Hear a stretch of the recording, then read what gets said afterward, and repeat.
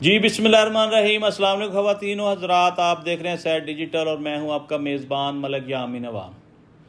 नाज़रीन, आज हम दो टॉपिक्स पे बात करेंगे।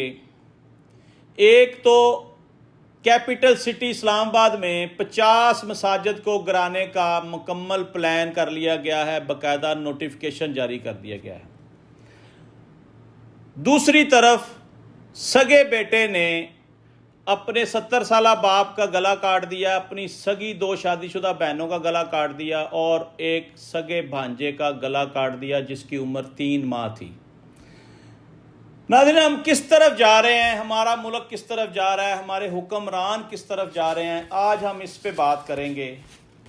मेरा दावा है कि हाकिम वक्त गलत पॉलिसियों की बिना पर अल्लाह ताला से खुली जंग लड़ने जा रहे हैं। ये जंग अल्लाह ताला से लड़ने के बाद इनकी अवाम में क्या मकबूलियत रहेगी और अल्लाह को क्या मुंह दिखाएंगे। और बताते ये हैं कि जी ये गैर कानूनी ज़मीन थी जिसके ऊपर मसाजिद बनाई गई हैं। ओ अकल दे अन्नेओ, गैर कानूनी किस तरह हो गई ज़मीन। ओ कुल कायनात दा वारस अल्लाह, ज़मीन भी ओदी, पहाड़ भी ओदे, आसमान भी ओदे, चरिंद परिंद इंसान हैवान, हर चीज़ दा मालक खालक अल्लाह। और ये जो ज़मीन है इसका मालक भी अल्लाह ही है ना, इसको समझें। आप ये कहना चाहते हैं कि ये गैर कानूनी ज़मीन थी और इसके ऊपर मसाजिद बना ली गई। ये कोई आज और कल में तो नहीं बनी, ये 100 साल की हिस्ट्री है इन मसाजिद की। किसी को 50 साल हो गए, किसी को 100 साल हो गया, कोई पाकिस्तान बनने से पहले की मसाजिद भी हैं।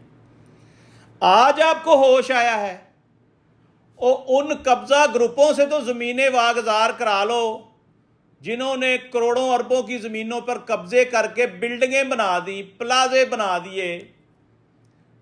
आप अल्लाह ताला के साथ जंग लड़ने निकल पड़े हैं तो शिकस्त किसको होगी?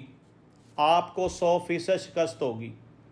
हुक्मरानों, होश के नाखुन लो। इस वक्त मुसलमानों में इंतहाई इश्तियाल अंगेज़ी पाई जाती है, लोग सड़कों पर आ गए हैं और जहां से तुमने रातों रात मस्जिद गिराई थी वहां पे लोगों ने धरना दे दिया है।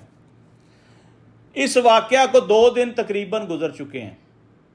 लोग वहां बैठ गए हैं धरना देकर के जब तक यहाँ मस्जिद नहीं बनती हम नहीं उठेंगे।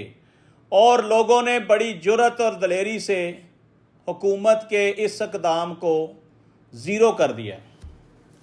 नाज़रीन, हुक्मरानों ने रातों रात मस्जिद गिरा कर उस पर पौधे लगा दिए। पौधे इस तरह के लगाए कि जैसे 6-6 माह के पौधे होते हैं। जब लोग सुबह उठे, उन्होंने जाकर देखा तो मस्जिद का तो नामो निशान ही नहीं था। ये कैसा कानून है, कैसे हुक्मरान हैं। ओ इस्लामी जमहूरिया पाकिस्तान में हम रहते हैं, यहाँ तो ये चीज़ें पॉसिबल ही नहीं हैं। आप तो अक़लीतों की जो इबादत गाहें हैं उनको नहीं छेड़ सकते, तो आप अपनी ही इबादत गाहों को गिराने चल पड़े। अभी तो आपने 49 मसाजिद और गिरानी हैं। एक मस्जिद गिराने से मुसलमानों ने धरना दे दिया और सख्त गमो गुस्से में बैठ गए वहाँ पे कि जब तक मस्जिद नहीं शुरू होती यहाँ से नहीं उठेंगे। और मुसलमानों ने अपनी मदद आपके तहत नाजरीन तमाम पौधे उखाड़ दिए और वहाँ पे बैठे हैं और हुकूमती एहलकार उनसे मुज़ाकरात भी कर रहे हैं। और बताया ये जा रहा है कि हुक्मरानों ने हाथ पांव बांध कर उनसे माजरत की है और उनसे कहा है अगले 48 घंटों में मस्जिद की तमीर शुरू कर दी जाएगी। नाज़रीन, ये था मस्जिदों को गिराने का प्लान और अब 1 बाय 1 वापसी हो रही है। हुक्मरानों को होश के नाखुन लेने चाहिए और अल्लाह की इबादत गाहें जो हैं, अल्लाह के जो घर हैं, इनको गिराने से गुरेज करें। आप खुदा से खुली जंग नहीं कर सकते। आपको तो चाहिए कि मैक्सिमम और मसाजिद को बनाएं ताकि नमाजियों की तादाद में इजाफा हो सके। आपने मसाजिद को गिराना शुरू कर दिया है। जिनादिन आते हैं दूसरे टॉपिक की तरफ। एक दरिंदा सिफ्त नौजवान जो जवानी के नशे में चूर جس کا نام محمد علی بتایا جا رہا ہے۔ اس محمد علی نے اسلام آباد کے پوش ایریا میں اپنے سگے والد کا گلا کاٹ دیا۔ وجہ اناد میں آپ کو آگے جا کے بتاؤں گا کہ اصل وجہ کیا تھی، کیوں اس طرح سے ہوا۔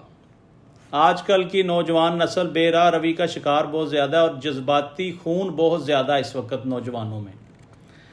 ناظرین، شخص نے اپنی سگی بہن کو جو شادی شدہ تھی اس کو اپنے گھر بلایا، اس سے کہا کہ والد صاحب نے آپ سے کوئی بات کرنی ہے۔ جیسے ہی وہ گھر آئی اس کا بھی گلا کاٹ دیا۔ اب ایک ہی چھری سے اس نے 2 گلے کاٹ دیے۔ اب اس کا جی نہیں بھرا، یہ اپنی دوسری بہن کی طرف چلا گیا جو راول پنڈی میں رہتی تھی۔ اس کے گھر جا کر اس نے کچھ نہیں بتایا کہ میں کر کے کیا آیا ہوں یا میرا ارادہ کیا ہے۔ بہن نے ویلکم کیا، بٹھایا، پانی شانی پلایا۔ جیسے ہی وہ کچن میں گئی، اس نے صفاک درندہ صفت انسان نے اسی چھری سے اس شادی شدہ بہن کا بھی گلا کاٹ دیا۔ جیسے ہی یہ پلٹا تو اس کی نظر اپنے بھانجے پہ پڑ گئی، اس نے 3 ماہ کا بچہ ذبح کر دیا۔ اتنا غلیظ اور گھٹیا شخص ایک چھوٹے سے مطالبے کے لیے اس نے 3 بلکہ 4 زندگیوں کا خاتمہ کر دیا۔ بتایا یہ جا رہا ناظرین، جو بچہ ہے وہ ICU وارڈ میں ایڈمٹ ہے اور ہو سکتا ہے کہ اس کا بچنے کے چانسز نظر آ رہے ہیں، ہو سکتا ہے کہ وہ بچ جائے۔ لیکن اس ظالم نے کوئی کسر نہیں چھوڑی۔ اس نے 11 اگست صبح 10 بجے اپنے والد کے ساتھ ایک مطالبہ کیا کہ مجھے میری جائیداد میں سے حصہ دو۔ ایک گارہ آپ نے رینٹ پہ دیا ہوا ہے، اس کو بیچو اور مجھے پیسے دو، میں نے کاروبار کرنا ہے۔ باپ نے سمجھانے کی بڑی کوشش کی، بہنوں نے بھی سمجھانے کی کوشش کی، یہ لڑکا نہیں مانا۔ یہ وجہ ناد بنی سب کو 1 بائی 1 قتل کرنے کی۔ یہ کوئی اتنی بڑی بات تو نہیں تھی۔ باپ کہتا تھا کہ بہنوں کا حصہ نہیں دوں گا، جس کی وجہ سے اس نے باپ کو قتل کر دیا۔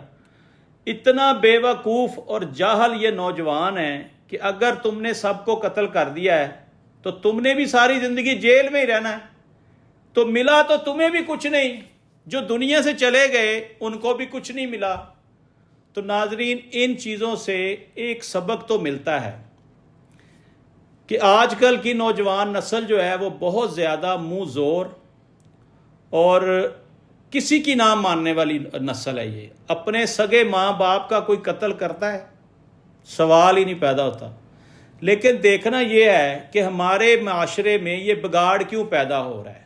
ناظرین، 90% نوجوان بے روزگار گھروں میں بیٹھے ہیں، 70% نوجوان ہیں جو بے روزگار ہیں، جو میٹرک تک بڑی مشکل سے گئے اور آگے تعلیم نہیں حاصل کر سکے۔